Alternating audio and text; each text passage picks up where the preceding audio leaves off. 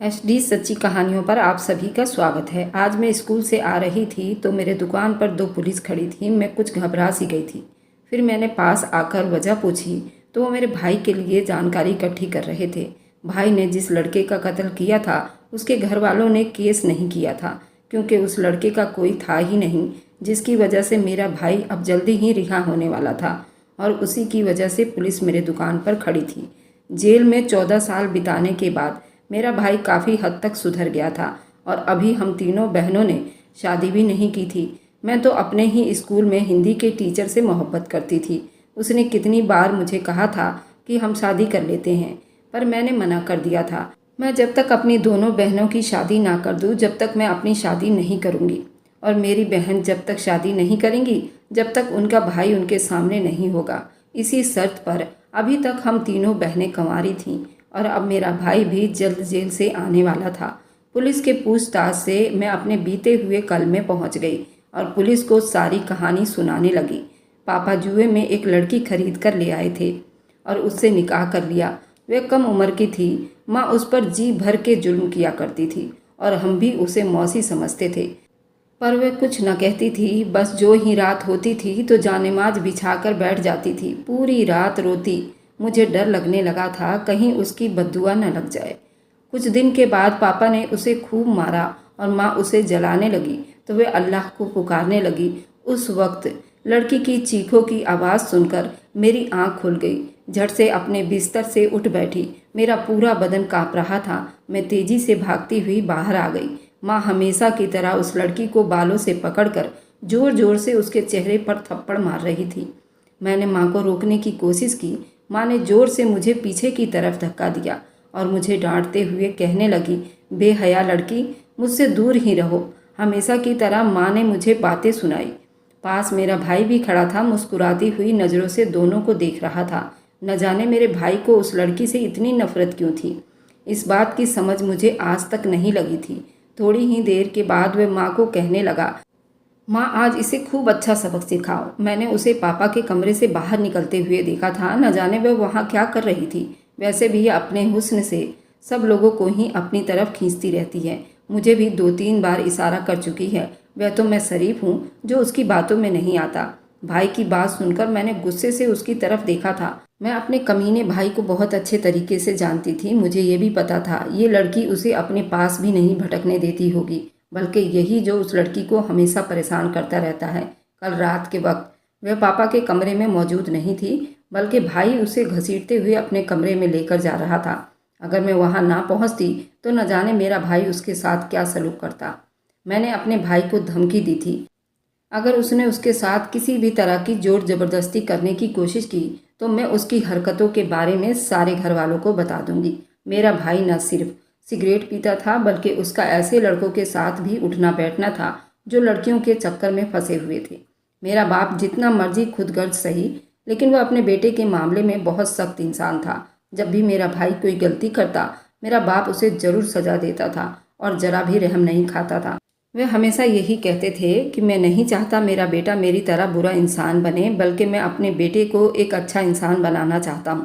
पापा की बातें सुनकर मैं हंस पड़ती थी और मैं सोचती थी, पापा शायद ये समझते हैं बेटे पर थोड़ा सख्ती करूँगा तो उसे कैसा भी बना लूँगा, जबकि हकीकत तो ये है कि बेटा हमेशा अपने बाप को देखकर ही सीखता है।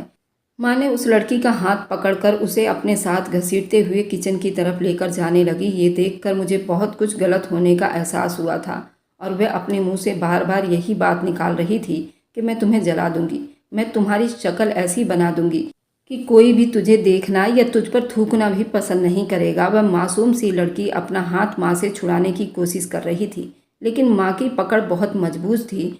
यूँ लग रहा था जैसे माँ पर कोई शैतान सवार हो गया हो। मैंने तेजी से भागती हुई अपने भाई के पास गई और उसे कहा कि खुदा के लिए माँ को रोको, वरना उस लड़की के साथ बहुत बुरा जुल्म कर देंगी।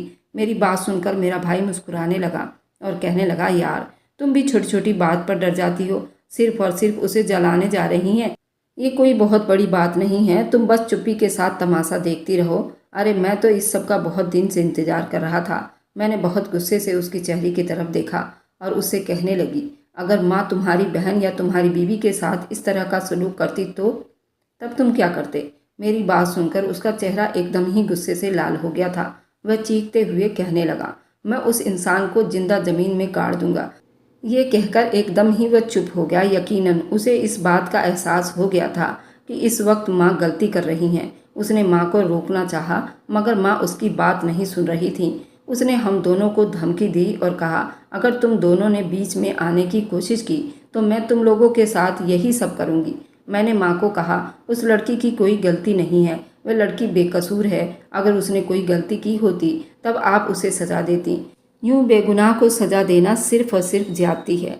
माँ कहने लगी, मैं बहुत अच्छे तरीके से जानती हूँ क्या ठीक है और क्या गलत है। तुम्हें बीच में बोलने की कोई ज़रूरत नहीं है। और अब तो बात मेरे घर की आ गई है। मैं और ज़्यादा उस लड़की को छूट देकर उसे अपना घर बर्बाद नहीं करवा सकती हूँ। अभी ये मेरे पति पर डोरे डाल रही है, कल को अगर उसने मेरे पति को अपने काबू में कर लिया तो मेरी तो दुनिया ही लुट जाएगी और मैं तो कहीं की नहीं रह जाऊंगी। वह लड़की फूट फूट कर रोने लगी और माँ को कहने लगी, खुदा के लिए माँ जी, मेरे साथ ये जुल्म ना करें। मैं सच कह रही हूँ, मैंने ऐसा कुछ भी नहीं किया है। मैं तो अंकल को अपने बाप जैसा समझती हूँ। भले ही उन्होंने मुझसे ज़बरदस्ती निकाह कर लिया है, पर मैं तो उनको अभी भी अपने पिता समान ही समझती हूँ, क्योंकि वो मेरे पिता के दोस्त हैं। उनके साथ वक्त बिताना तो दूर की बात है, मैं उन्हें कभी गलती से भी नज़र उठाकर नहीं देख सकती हूँ। आपके बेटे को बहुत बड़ी गलतफहमी हुई है। उसने एक नज़र मेरे भाई की तरफ देखते हुए कहा। मेरा भाई उससे नज़रें चुराने लगा। उसके बाद वो मेरी तरफ देखने लगा और मुझे कहने लगा, तुम उस लड़की को बचा लो। जब मैंने भाई के चेहरे की तरफ देखा, उस वक्त वो पसीने से नहाया हुआ दिखाई दे रहा था। वह एकदम ही डरा हुआ नजर आने लगा था। यकीनन उसे अपनी गलती का एहसास हो गया था। हम दोनों ने माँ को पीछे हटाने की बहुत कोशिश की तो माँ हमें बुरा भला गालियाँ देने लगी। हमें कहने लगी, अगर तुम लोग बीच में आए तो तुम लोग हमेशा हमेशा के लिए दुखी रहोगे। तुम्हारे घर के दरवाजे पर कोई भी खुशी दस्तक नहीं देगी। सिर्फ और सिर्फ गम तुम लोगों का मुकद्दर बन जाएगा और तुम लोगों की ज़िंदगी अजाब से कम नहीं होगी।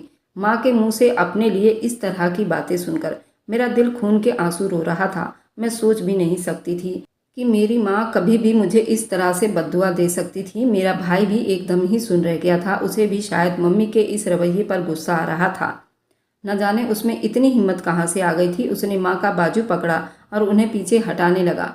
माँ ने उसे पीछे की तरफ धक्का दिया। वह थोड़ा सा दरवाजे से बाहर की तरफ हो गया था तो माँ ने अचानक फुर्ती से किचन का दरवाज़ा बंद कर लिया। हमें उस लड़की की चीखों की आवाज़ सुनाई देने लगी। लड़की माँ के पैर पकड़कर उनकी मिन्नतें कर रही थी। मैं तेज़ी से भागती हुई खिड़की की तरफ गई थी ताकि अंदर का मंजर देख सकूं। अंदर का मंजर देखकर मेरी आंखें आंसुओं से भीग गई थी। माँ ने हाथों में माचिस और घासलेट उठा रखा था और बहुत ही गुस्से से उस लड़की की तरफ देख रही थी। माँ की आंखों में उस वक्त सिर्फ और सिर्फ नफरत थी। उनका बस नहीं चल रहा था। बस उन्हें तो लग रहा था कि बस कहीं भी उस लड़की को गायब कर दे। मैंने माँ को चिल्लाते हुए कहा कि उसके साथ इतना बुरा जुल्म ना करो। अगर आपको उससे इतना ही नफरत है तो आप उसको घर से बाहर निकाल दो। माँ मेरी बात सुनकर मुस्कुराने लगी और कहने लगी, उसे घर से बाहर तो मैं निकाल दूंगी, लेकिन इस हालत में नहीं, बल्कि उसे इतनी बुरी हालत में इस घर से बाहर निकालूंगी कि जानवर भी उसे देखकर अपना मुंह मोड़ लेंगे। मैंने माँ को कहा, खुदा के लिए आप फिरौन मत बनिए। आपको अच्छी तरह से पता है कि उसका क्या अंजाम होता है। मेरी माँ मेरी कोई बात सुनने को तैयार ही नहीं थी। उससे पहले कि वह उसे जलाती, एक ऐसा करिश्मा हुआ कि मैं बयां नहीं कर सकती हूँ। मुझे कुछ पलों तक तो अपनी आंखों पर यकीन ही नहीं हो रहा था। मैं सोच भी नहीं सकती थी कि कभी ऐसा भी हो सकता था। वह दिन याद करने लगी जब शाम का वक्त था। हम सब मामूली की तरह आंगन में बैठे अष्टचक्र खेल रहे थे। माँ भी हमारा साथ दे रही थी। हम 4 बहन भाई थे। मेरा सबसे छोटा भाई 3 साल का था, जो कि कमरे में सो रहा था। मैं सबसे बड़ी बहन थी। मुझसे छोटा एक भाई था। हम लोगों में बहुत ज़्यादा मोहब्बत थी। माँ हम पर अपनी जान देती थी और हमारे लिए कुछ भी करने के लिए तैयार थी। पापा भी हमसे मोहब्बत करते थे, लेकिन पापा की एक आदत थी जो मुझे ज़रा भी पसंद नहीं थी। असल में पापा जुआ खेलते थे, उसके अलावा उनका कोई भी काम नहीं था। माँ ने शुरू में उन्हें मना करने की बहुत कोशिश की, अपनी कसम भी दिला दी थी, लेकिन पापा माँ की कोई बात सुनने को तैयार ही नहीं थे। तब माँ को अंदाज़ा हो गया इस तरह से वह सिर्फ और सिर्फ खुद की बेइज्जती करवा रही हैं, क्योंकि उनके पति तो उनकी बात मानने को तैयार ही नहीं। माँ पीछे हट गई। उन्होंने पापा को मना करना छोड़ दिया। वैसे भी पापा का काम घर का खर्च उठाना था और वे घर का खर्च बहुत ही अच्छे तरीके से उठा रहे थे। जुए में वह इतने माहिर थे, कभी कभी तो मुझे उनके किस्मत पर हैरानी होने लगती थी। कभी उनके ऐसे करने पर मुझे तरस भी आता था। और हर दिन वह अपने साथ एक बहुत मोटी रकम घर लेकर आते थे। माँ के लिए हर दिन ही वह बहुत ही खूबसूरत जोड़ा लेकर आते थे। जब वह जोड़ा माँ के हवाले करते थे तो उनके चेहरे पर मुस्कुराहट आ जाती थी। माँ उन्हें कहती थी, मैं अब पछता रही हूँ कि मैंने बीते हुए कल में तुम्हें ये काम क्यों नहीं करने दिया। अगर बीते हुए कल में तुम्हें ना रोकती तो आज मैं बहुत ज़्यादा ही अमीर हो जाती। माँ के मुंह से अब इस तरह की बातें सुनकर मुझे बहुत दुख होता था। माँ बहुत जल्दी इस सब की आदी हो गई थी, जबकि मैं चाहती थी कि मेरी माँ पापा को ये काम करने से रोक लें। लेकिन पापा को रोकने के बजाय उन्हें खुद ही पापा का साथ देना शुरू कर दिया था। पहले हम एक बहुत ही पुराने और खंडर नुमा घर में रहते थे, लेकिन जब से पापा ने पैसे कमाने शुरू कर दिए थे तब से हमने वह घर भी बदल लिया और एक पोस्ट कॉलोनी में आकर ज़िंदगी बिताने लगे। माँ पापा को हमेशा एक ही बात की हिदायत करती थी कि तुम्हारे इस काम के बारे में किसी को भी पता नहीं चलना चाहिए। असल में मोहल्ले के लोग हम लोगों को बहुत ही इज्जतदार और तमीज़ वाला इंसान समझते थे। उन्हें बिल्कुल भी अंदाज़ा नहीं था कि हमारे घर के अंदर क्या चल रहा है या हमारे घर के लोग किस तरह के छोटे सोच के मालिक हैं। मेरी माँ असल में मेरी सौतेली माँ थी। मेरी जो सगी माँ थी उसका इंतकाल हुए 6 साल बीत गए थे। तब मैं सिर्फ और सिर्फ 2 साल की थी। जब पापा ने माँ से शादी की, मेरी सौतेली माँ ने इतने अच्छे तरीके से मेरी सारी जिम्मेदारी उठा ली। उन्होंने आज तक मुझसे ऊंची आवाज़ में बात तक नहीं की थी, ना ही उन्होंने मेरे साथ सौतेली माँ जैसा सलूक किया था। मैं जब 15 साल की थी तो मुझे तब पता चला ये मेरी सगी माँ नहीं है बल्कि सौतेली माँ है। मगर मुझे जरा भी हैरानी नहीं हुई थी। मैं तो अपने रब का शुक्रिया अदा कर रही थी जिसने मुझे इतनी मोहब्बत करने वाली माँ दिया था। मेरी माँ मेरा हर चीज़ का ख्याल रखती थी और उसने मुझे कभी भी किसी काम से हाथ नहीं लगाने दिया था। मगर उसके बावजूद भी मुझे अपनी माँ से ज़रा भी मोहब्बत नहीं हो पाई थी। उसकी सबसे बड़ी वजह यह थी कि मेरी माँ बहुत ही जालिम औरत थी।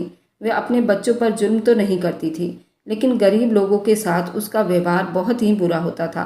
अगर कभी कोई भिखारी भीख मांगने के लिए हमारे दरवाजे पर आ जाता तो माँ ना सिर्फ उसे बातें सुनाती बल्कि उसकी इतनी बेइज्जती करती थी।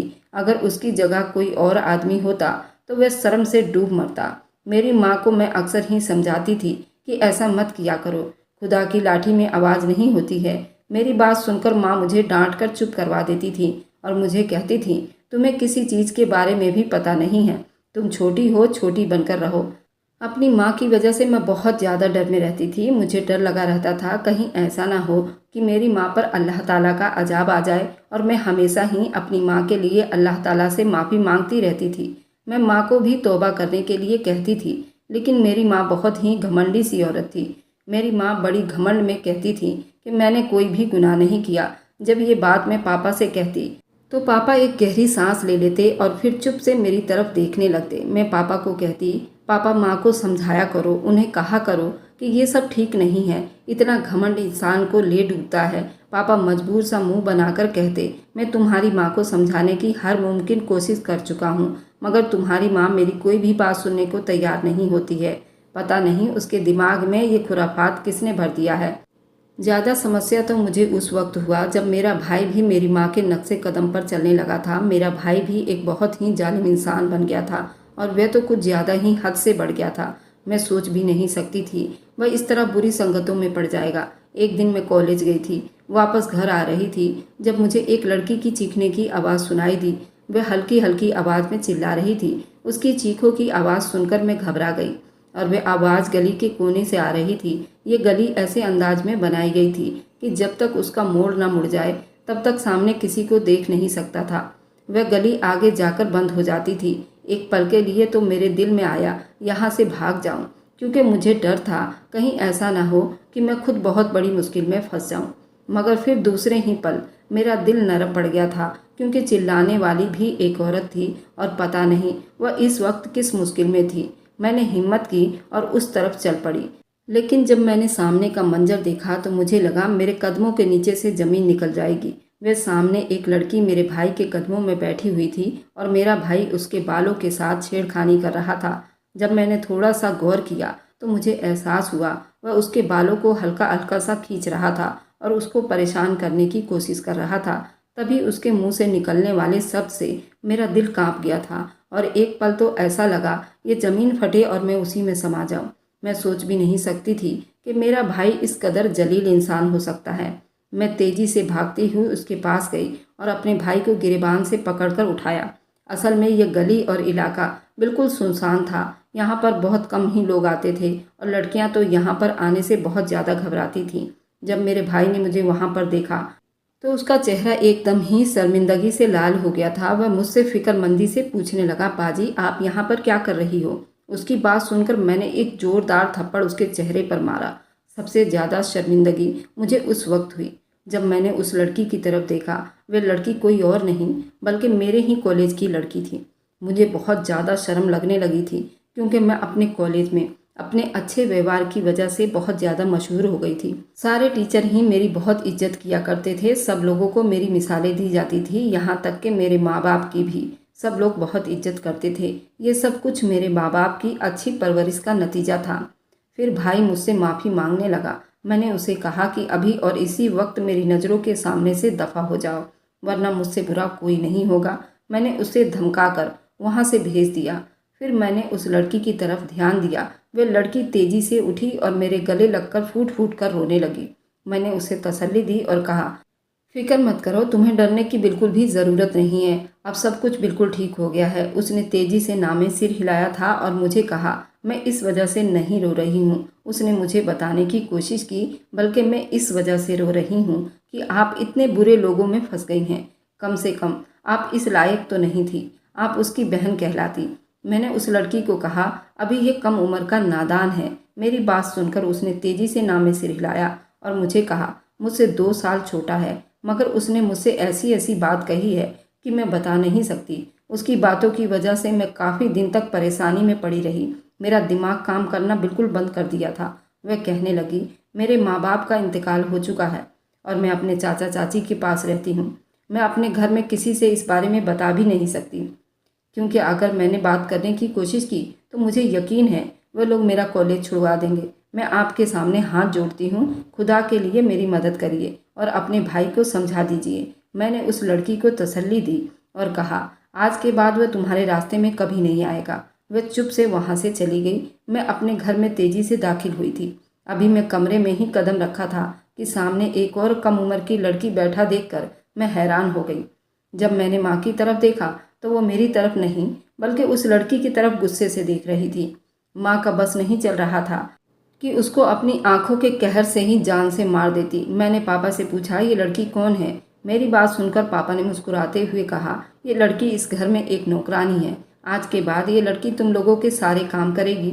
मैंने हैरानी से उसके चेहरे की तरफ देखा और उन्हें कहा, पापा आप किस तरह की बातें कर रहे हैं? ये तो इस लड़की के साथ बहुत बड़ा जुल्म होगा। पापा ने गुस्से से मुझे घूरा और मुझे कहा, तुम्हें मुझे बताने की ज़रूरत नहीं है क्या ठीक है और क्या गलत है। अच्छा है कि अपने काम से काम रखो।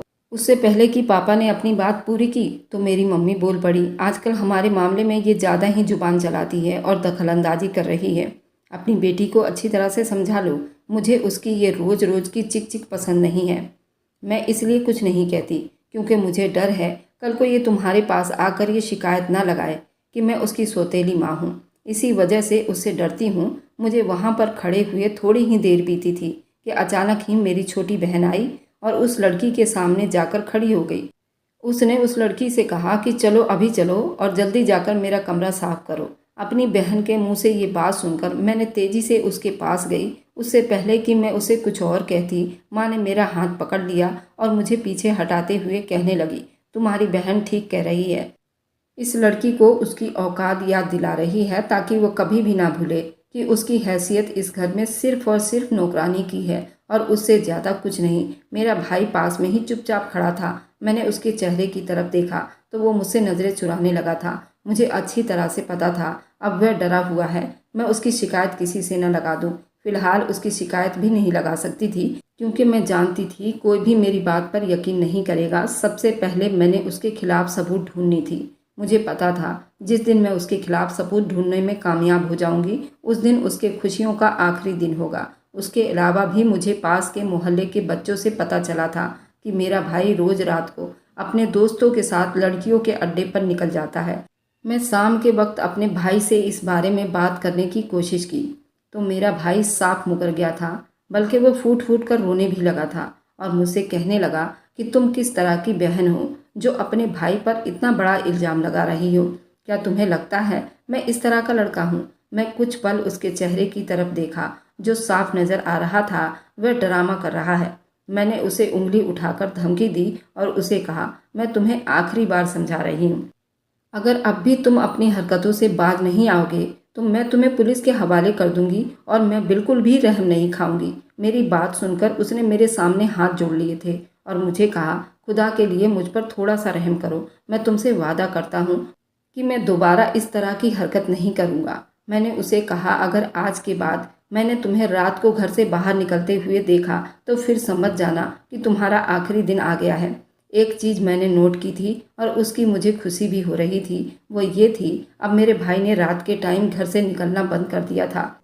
उसकी अब काफ़ी हद तक हरकतें बदल गई थीं, मगर मैं नहीं जानती थी कि अब उसने घर में ही ये सब कुछ तलाश कर लिया है। मैं सोच भी नहीं सकती थी कि जिस लड़की को पापा जुए में जीत कर निकाह कर लाए थे वह उस लड़की के साथ बदतमीजी करने की कोशिश कर रहा था। एक दो बार मैंने उसे उस लड़की के साथ भी बातें करते हुए देखा। दूर से मुझे यही लग रहा था वह उसे नॉर्मल अंदाज में कोई बात कर रहा हो। मैं इस बात को बिल्कुल भी नहीं जानती थी वह उसके साथ छेड़खानी भी करता रहता था। अगर मेरे दिमाग में कॉलेज वाली लड़की के साथ हुए हादसे को अपने आंखों से ना देखती। उसने कहा था कि तुम्हारा भाई किसी भी लड़की का लिहाज नहीं करता, उसे बदसूरत भी लड़की लाकर दोगी तो वह भी उसे छेड़ने से बाज नहीं आएगा। मैं डर गई। मैं तेजी से भागती हुई उस लड़की के पास गई। अपने भाई की बातें सुनकर मैं शर्म से पानी पानी हो गई। वह उसके साथ बहुत बेहुदा बातें कर रहा था। मैंने अपने भाई के चेहरे पर थप्पड़ की बरसातें कर दी। खुद को मुझसे छुड़ाने की बहुत कोशिश कर रहा था। मैं खुद भी नहीं जानती थी मुझ में इतनी ज़्यादा हिम्मत कहाँ से आ गई थी। मैंने उसे अपने काबू में किया हुआ था। पास ही वे लड़की खड़ी फूट फूट कर रो रही थी। अचानक ही वहाँ पर मेरी माँ आ गई। मुझे पीछे की तरफ हटाते हुए कहने लगी, ये क्या कर रही हो? पागल तो नहीं हो गई हो? पापा की बात सुनकर मैंने चीखते हुए कहा कि मैं वाकई पागल हो गई हूँ। अब मुझसे ज़्यादा बर्दाश्त नहीं हो रहा है। आप उस लड़की पर इतना जुल्म कर रहे हैं। आप अपने अंदर कुछ तो खुदा का डर पैदा करो। और आपकी अपनी बेटियां हैं। अगर कोई आपकी तीनों बेटियों के साथ ये सब कुछ करे तो आपका क्या हाल होगा? पापा ने बहुत ही नफरत से उस लड़की की तरफ देखकर कहा और मुझसे कहा, ये सब कुछ उसकी अपनी मर्जी से हो रहा है। उसने ही अपने बाप का कर्जा उतारने के चक्कर में अपने आप को पेश कर दिया था। ये कहकर उन्होंने मेरे भाई का हाथ पकड़ा और उसे अपने साथ ले गए। मैंने उस लड़की की तरफ देखा और उससे पूछा, तुम्हारे साथ क्या हुआ था? मेरी बात सुनकर वे फूट फूट कर रोने लगी और मुझे कहने लगी, मेरा बाप भी जुआ खेलता है। वह जुए का बहुत ही पक्का खिलाड़ी था, लेकिन इस बार न जाने उसकी किस्मत ने साथ क्यों नहीं दिया। वह हार गया। तुम्हारा बाप उससे पैसे की मांग कर रहा था और मोहलत देने के लिए भी तैयार नहीं था। मजबूरन मेरे पापा ने मेरा सौदा कर दिया। अब मेरी माँ भी उस पर बहुत जुल्म करती थी। उसे सारे घर के काम करवाती थी और उसे मारती पीटती रहती थी। कभी कभी तो खाना भी नहीं देती थी। मुझे उस लड़की पर बहुत ज़्यादा तरस आता था। मुझे डर लगता था कहीं ऐसा ना हो अल्लाह ताला माँ को उसके ऊपर के किए जुर्म की सज़ा दे दे। माँ, आप अल्लाह ताला से माफ़ी मांग लें ताकि आप अल्लाह के अजाब से बच जाएं। लेकिन माँ पर तो जैसे किसी के कोई बात का असर ही नहीं पड़ता था। मैं रोज़ रात को उस लड़की के पास जाती और उसके जिस्म पर मरहम पट्टी लगाती थी। उसके पूरे जिस्म पर जगह जगह जख्मों के निशान होते थे। न सिर्फ उसे दिमागी तकलीफ दी जा रही थी बल्कि उसके साथ साथ उसको जिस्मानी तकलीफ भी दी जा रही थी। वह लड़की हमेशा एक ही बद्दुआ देती थी कि देखना तुम्हारी माँ का हाल बहुत बुरा होगा, तुम्हारा बाप हमेशा तड़पता रहेगा, नहीं तुम्हारे भाई का कैरियर बचेगा। उस लड़की की बद्दुआएं सुनकर मैं रो पड़ती थी। मैं उसे कहती थी, खुदा के लिए इस तरह मत बोलो, लेकिन वह बहुत तकलीफ में होती थी। उसे कुछ भी याद नहीं रहती थी वह क्या कह रही है। सुबह जब मैं उससे माफ़ी मांगती तो वह चुप से मेरे चेहरे की तरफ देखने लग जाती थी। मुझे कहती थी, मुझे नहीं याद मैंने रात के वक्त क्या बात की थी। मैं नहीं जानती उसकी बेहोशी में कही गई बातें सब कुछ तबाह बर्बाद कर देगी। इससे पहले कि माँ उस लड़की को आग लगाती, माँ खुद बेहोश होकर ज़मीन पर गिर पड़ी थी। ऐसे लगा जैसे उनको कोई मुर्गी का दौरा हो गया हो। अपने बालों को जोर जोर से खींचने लगी। मैं नहीं जानती थी कि उन्हें एकदम से क्या हो गया। अजीब हालत में हो गई। वह अजीब तरह की हरकतें करने लगी थी। कभी हंसती कभी रोती और फिर उन्होंने खुद को ही नुकसान पहुंचाना शुरू कर दिया था। मम्मी की चीखें उस वक्त पूरे मोहल्ले में गूंज रही थी। थोड़ी देर के बाद भाई दरवाज़ा खोलने में कामयाब हो गया था, लेकिन तब तक मम्मी की हालत बहुत ख़राब हो चुकी थी। भाई ने एक बेवकूफ़ी का काम किया था। उसने जल्दी से माँ को हॉस्पिटल नहीं पहुँचाया और गुस्से की वजह से मेरी माँ के दिमाग का नस फट गया। माँ जिंदा तो थी लेकिन बिल्कुल पागल हो गई थी। माँ को बहुत ही तकलीफ हो रही थी। माँ की ये हालत देखकर मैं आंसू बहा रही थी, लेकिन माँ उस हालत में भी अजीबोगरीब हरकतें कर रही थी। डॉक्टर ने मुझे बताया उनके दिमाग का नस फट गया है। मेरी माँ पागल हो गई थी और ये चीज़ मुझे खून के आंसू रुला रही थी। कुछ दिनों के बाद मेरी माँ की हालत को देख देख कर मेरे पापा को भी टेंशन की वजह से पैरालाइज अटैक आ गया था और वह हमेशा हमेशा के लिए अपाहिज हो गए थे। अपने माँ बाप की हालत देखकर मेरा दिल खून के आंसू रोता था। करीब 5 साल तक वैसी तकलीफ में रहे। 5 साल तक मैंने उनका बहुत ख्याल रखने की कोशिश की और सेवा करने की कोशिश करती रही। माँ तो खुद ही अपने आप को अलग अलग तकलीफें पहुंचाती थी, फिर बाद में बैठकर रोती थी तो कभी हंसती थी। वह अक्सर घर से बाहर निकल जाती थी। गली के बच्चे उन पर पत्थर फेंकते थे। मेरे भाई ने भी लड़ाई झगड़े में अपने दोस्त का कत्ल कर दिया था। पुलिस उसे अपने साथ पकड़ कर ले गई थी। उसे उम्र कैद की सजा सुना दी गई थी। उस लड़की को मैंने वापस घर भेज तो दिया था। मैं हर हफ्ते ही उसके पास जाती थी और उसे रो रो कर माफ़ी मांगती थी। 5 साल तक यह सब कुछ चलता रहा और फिर जिस दिन उसने मेरे माँ बाप को माफ़ कर दिया उसी दिन ही उन दोनों का इंतकाल हो गया। दोनों की दुनिया की तकलीफ खत्म हो गई थी। अब मैं दुआ कर रही थी कि उनके आखिरत भी अच्छी हो जाए। नहीं चाहती थी आखिरत में भी उन्हें किसी तरह की तकलीफ मिले। मेरे माँ बाप ने इस मासूम बच्ची पर जितना जुल्म किया था उन्हें उसकी सज़ा मिल गई थी। इस सब के बाद मेरी बहन बहुत ज़्यादा डरी हुई थी। बाकी कुछ पैसे पड़े हुए थे, उन पैसों से मैंने एक किराने की दुकान डाल ली थी और फिर उसी से हमारा गुजर बसर चलने लगा था। और मैंने ग्रेजुएशन तक पढ़ाई की थी तो मैं स्कूल में नौकरी करने लगी थी और दोनों छोटी बहनों को दुकान पर बिठा दिया। अगर आपको आज की कहानी पसंद आई है तो वीडियो को ज़रूर लाइक कीजिएगा और अपने दोस्तों के साथ शेयर भी कीजिएगा। और हाँ, अगर आपने अभी तक हमारे चैनल को सब्सक्राइब नहीं किया है तो ज़रूर सब्सक्राइब कर लीजिए। मिलते हैं हम अपनी कल की एक नई दिलचस्प कहानी के साथ। मुझ पर सदा अपना प्यार और स्नेह बनाए रखें। सभी को मेरा प्यार भरा नमस्कार दोस्तों।